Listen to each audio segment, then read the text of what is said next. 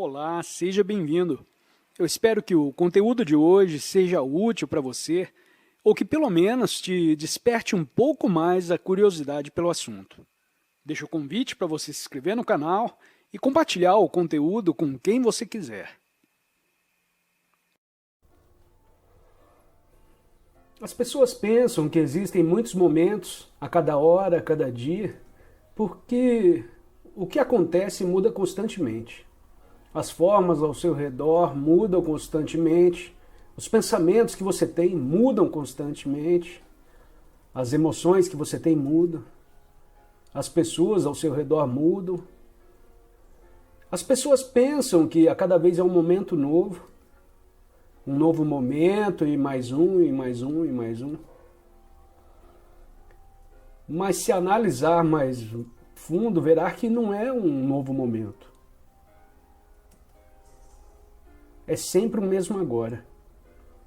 Mas a forma que surge no agora é que muda constantemente. Mas é sempre o agora. E por fim, o agora é o que você é. E o espaço do agora. E o espaço do eu. E aí tudo acontece nele e vai mudando constantemente. Como num parque. Com nada mais para ser acrescentado a este momento. O que se ouve, o que se vê, as pessoas, o som da água, a luz. Apenas deixando tudo ser o que é, com isso vem a paz. Não é arrastado e arrastando constantemente pelos pensamentos, pelas emoções. Você é o espaço mais amplo, onde tudo isso acontece. É a consciência por trás, sem a qual nada disso estaria aqui. Sem a qual nada disso estaria aqui. Você é a consciência que permite que tudo isso exista aqui.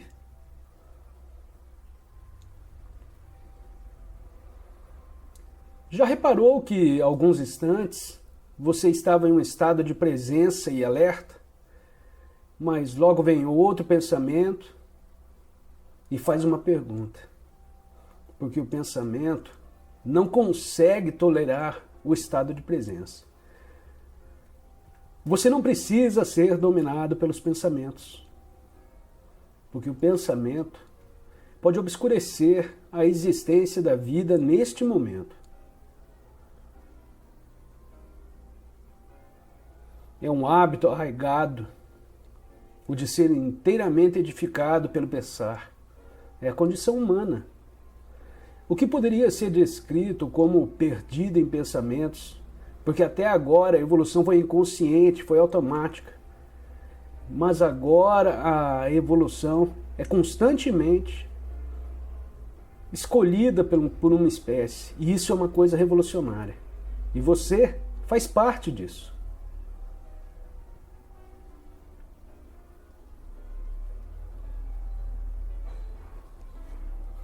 Grande parte da dor humana é criada psicologicamente e existe muita dor psicológica.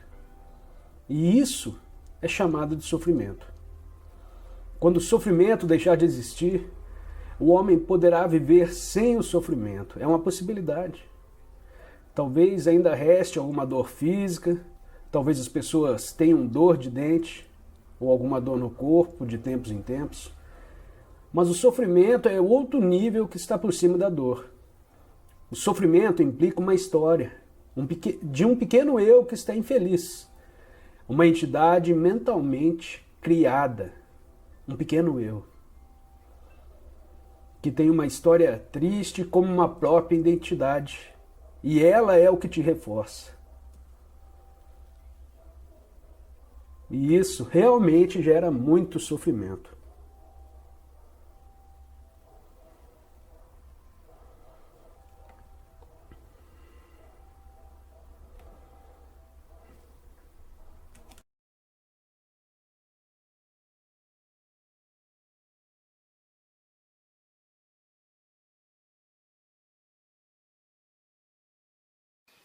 Inscreva-se no canal e compartilhe o vídeo com seus amigos ou com quem você acha que precisa ouvir essas palavras.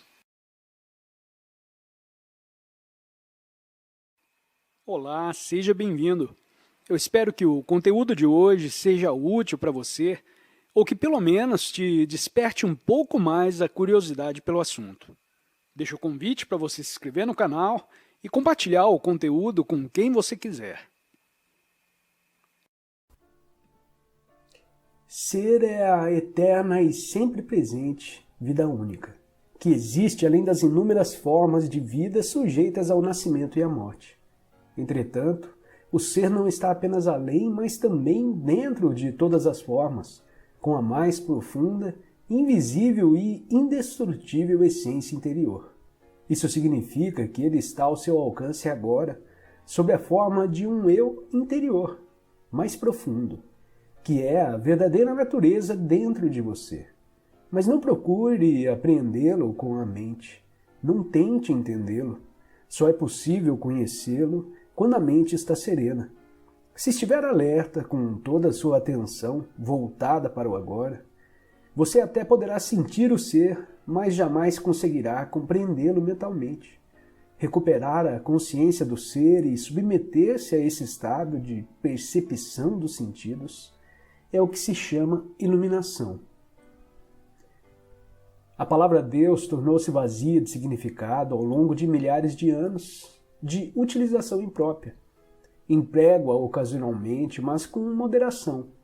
Considero imprópria a utilização por pessoas que jamais tiveram a menor ideia do reino do sagrado, da infinita imensidão contida nesta palavra, mas que a usam com grande convicção, como se soubessem do que estão falando.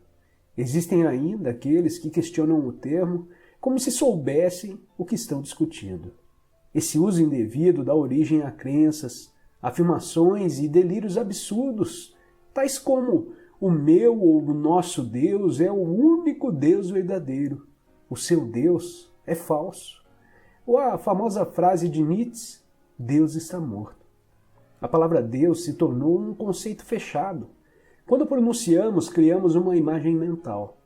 Talvez não mais a de um velhinho de barba branca, mas ainda uma representação mental de alguém ou de algo externo a nós.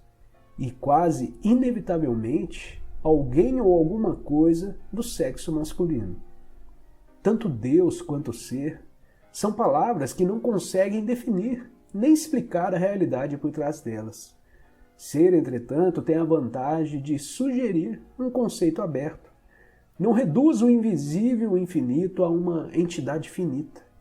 É possível formar uma imagem mental a esse respeito.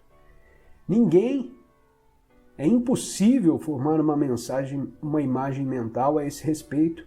Ninguém pode reivindicar a posse exclusiva do ser. É a sua essência, tão acessível como sentir a sua própria presença. A realização do eu sou, que antecede o eu sou isso ou eu sou aquilo. Portanto, a distância é muito curta entre a palavra ser e a vivência do ser.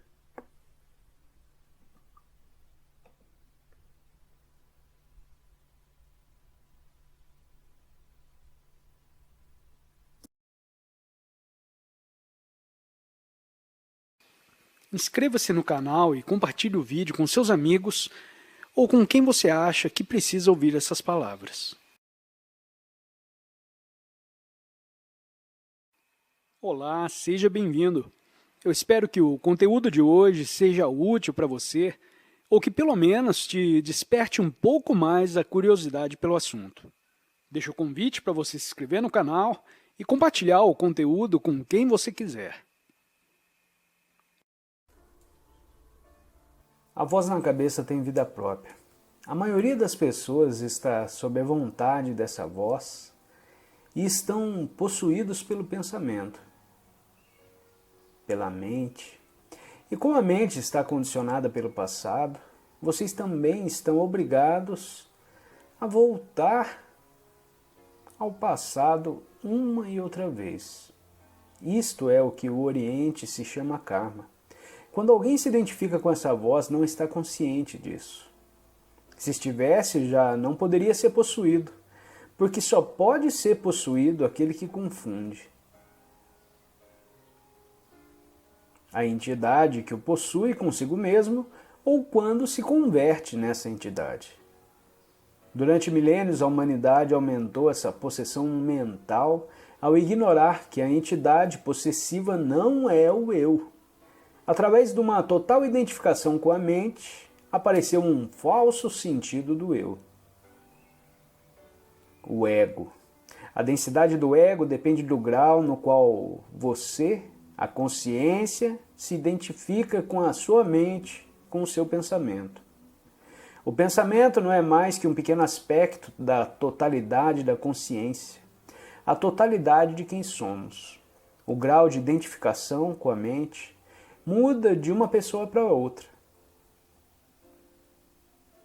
Algumas pessoas desfrutam da liberdade da sua mente durante alguns períodos, ainda que breves, e a paz, a alegria, a vivacidade que experimentam nesses momentos fazem que a vida valha a pena.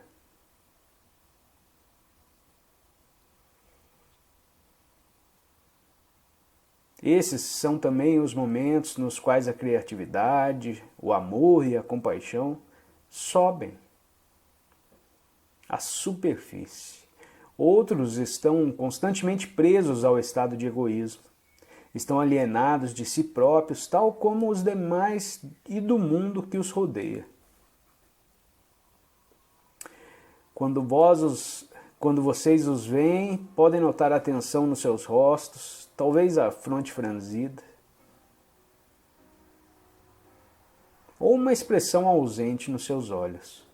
A maior parte da sua atenção está absorta no pensamento e, portanto, você não o vê realmente.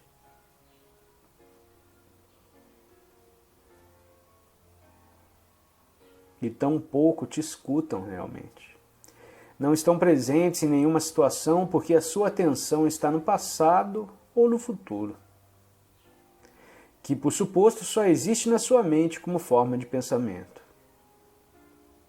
Ou então relacionam-se com você através de algum tipo de personagem do jogo que estão a jogar e, portanto, não são eles próprios. A maioria dessas pessoas estão alienadas desde o seu interior e alguns num grau tal que a forma em que se comportam e interagem é reconhecida pelos demais como uma grande falsidade, exceto por parte dos que são igualmente falsos e igualmente alienados. Como eles. A alienação significa que não se sentem cômodos em nenhuma situação, em nenhum lugar ou com nenhuma pessoa e nem sequer consigo próprio. Está sempre a tentar ir para casa, mas nunca se sente em casa. Alguns dos grandes escritores do século XX, tais como Franz Kafka, Alberto Camus, T.S. Eliot,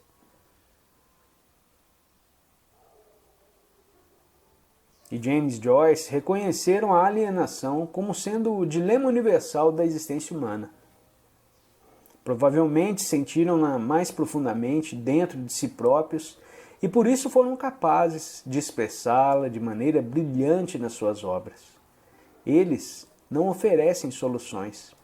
A sua contribuição consiste apenas em nos mostrar um reflexo do infortúnio e sofrimento humanos.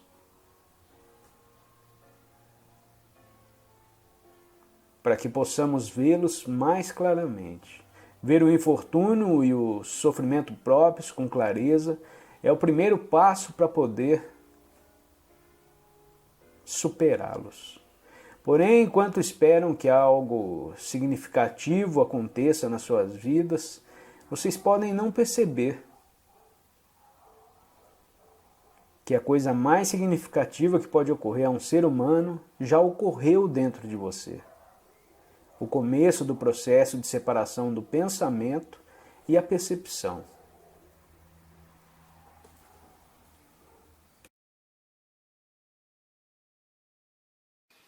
Inscreva-se no canal e compartilhe o vídeo com seus amigos ou com quem você acha que precisa ouvir essas palavras.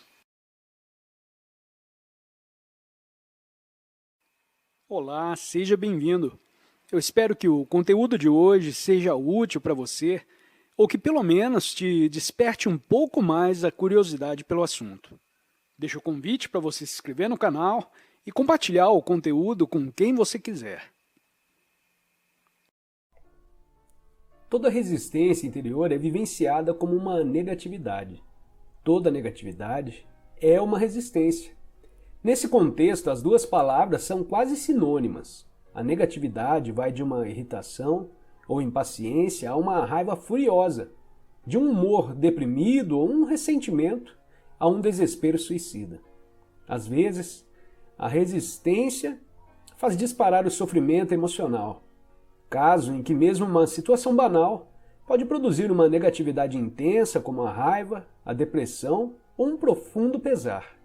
O ego acredita que através da negatividade pode manipular a realidade e conseguir o que deseja. Acredita que através dela pode atrair uma circunstância desejável ou dissolver uma indesejável.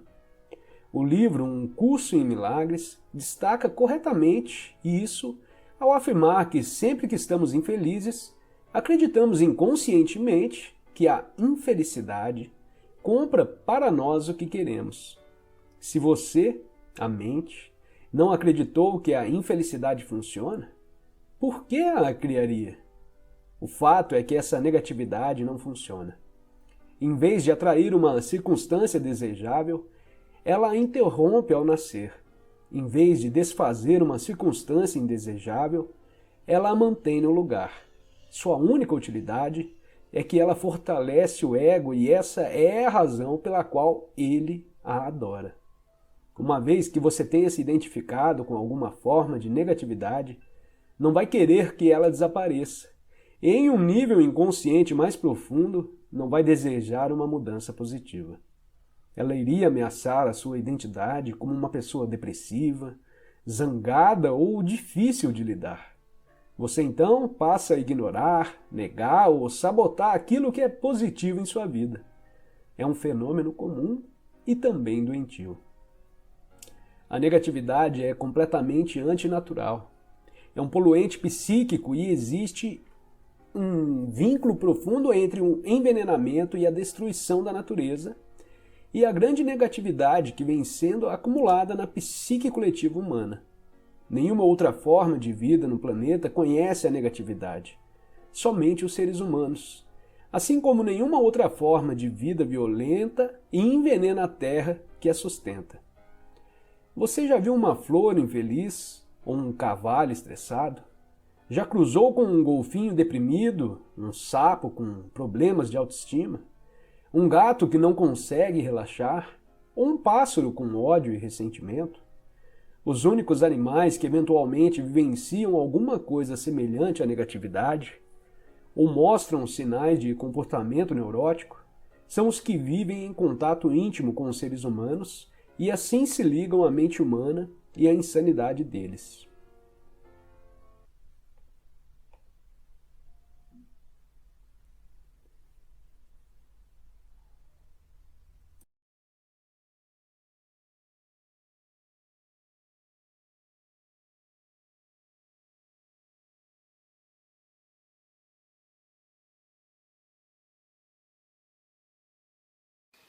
Inscreva-se no canal e compartilhe o vídeo com seus amigos ou com quem você acha que precisa ouvir essas palavras.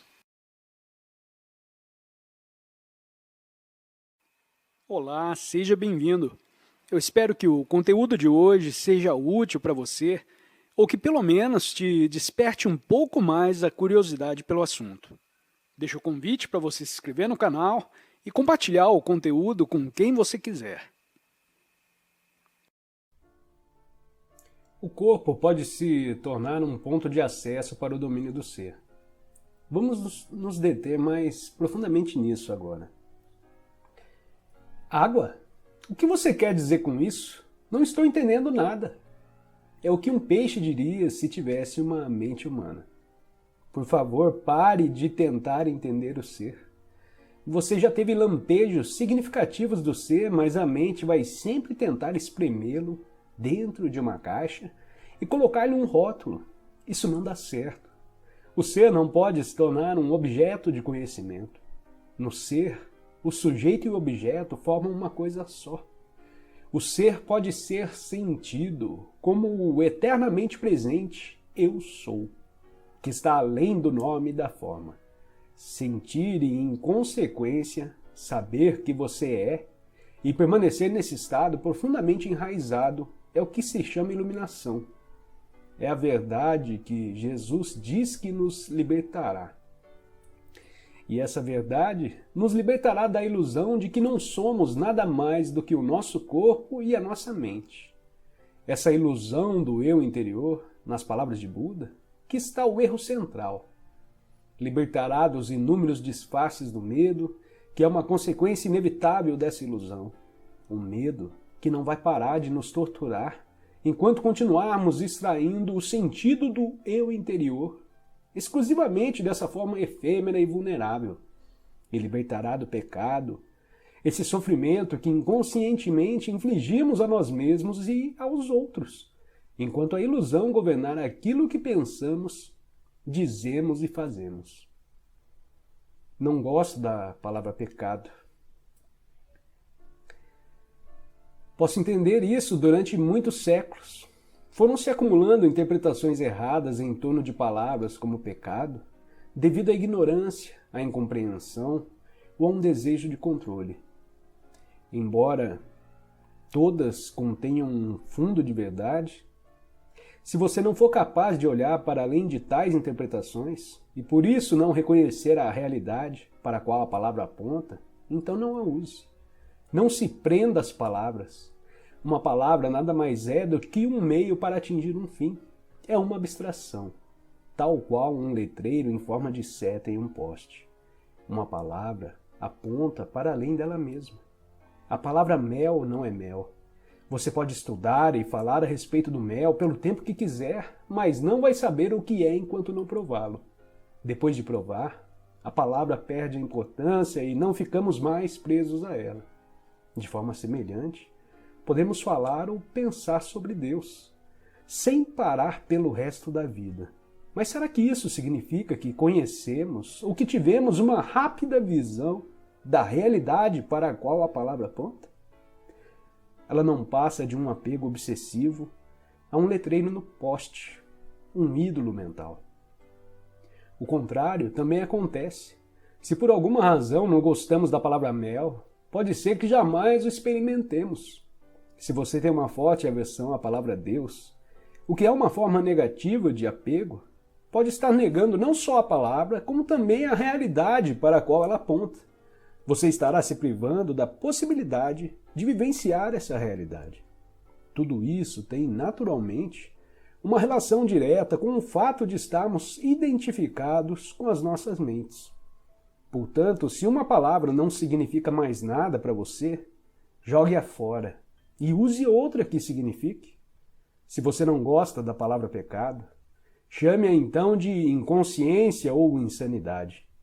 Essa atitude talvez lhe aproxime mais da verdade, a realidade que está além da palavra, do que um longo uso equivocado da palavra pecado, deixando pouco espaço para a culpa.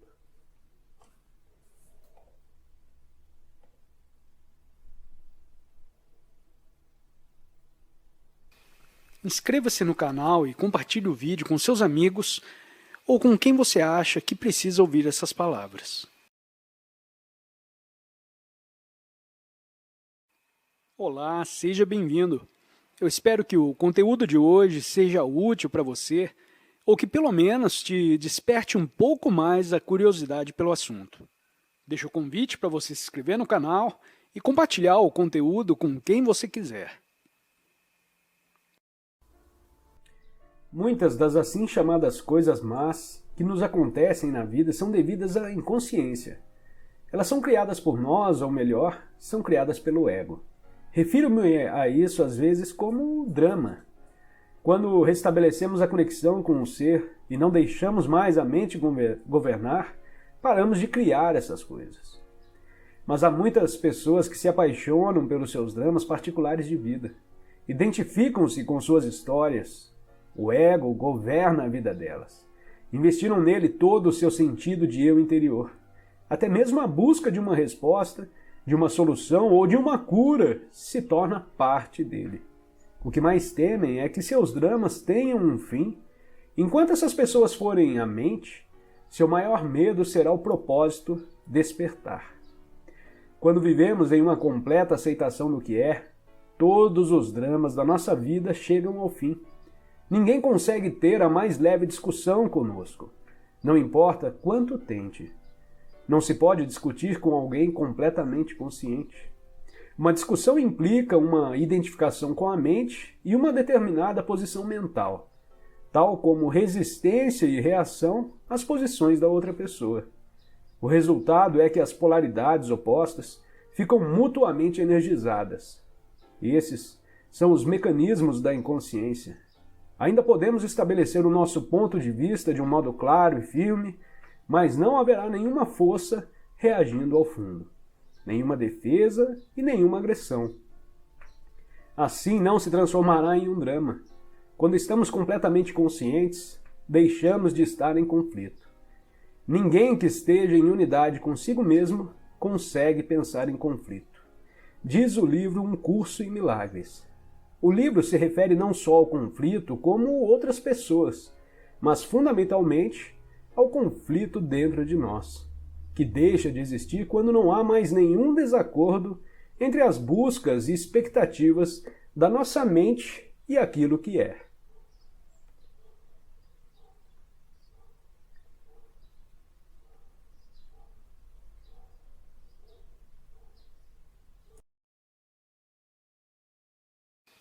Inscreva-se no canal e compartilhe o vídeo com seus amigos ou com quem você acha que precisa ouvir essas palavras.